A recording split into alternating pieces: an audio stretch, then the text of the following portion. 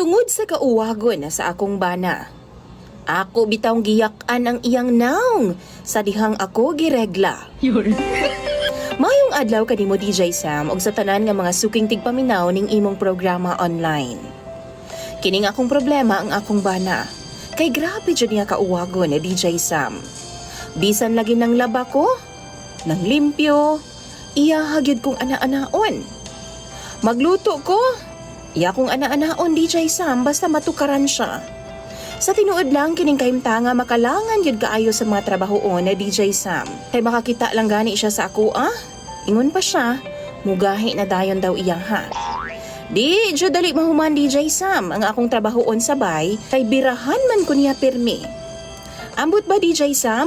Grabe jud niya ka-aggressive. Naipanahon nga nahinano kog tuog DJ Sam na tingala na lang ko nga gihandusan ako niya. Pastila na lang jud.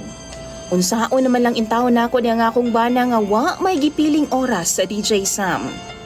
Ang tinuod ana, ganahan gidaw kaayo siya sa ingon ana nga mga gimbuhaton. Ug tungod sa akong kalagot DJ Sam, usa ka adlaw ni ana, gidugo man ko. Yan ang gabi atul nga mga tulog na unta mi gikamang napud ko niya. Og tuan na pud kupay-kupay na pud sa iyahang kamot sa akong lawas. Ang akong gibuhat DJ Sam, gidali-dali na akong hulbot ang akong napkin aron nga dili siya makahibaw nga gidugo ko. Ug sa dihang musakay na unta siya nako, ako siyang giingnan nga ako'y drive. Kay palamian ako siyang taman. Perti niyang lipaya DJ Sam.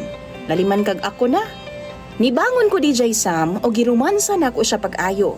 Kutob sa akong mahimo. Gipalamian ako siyang taman DJ Sam. Ug sa dihang nag-agungol na siya sa kalami. Kalit na ako siyang giyak-an o ginuno na ako pag-ayo sa iyahang naong ang akong bilahan. Pastilan lagi.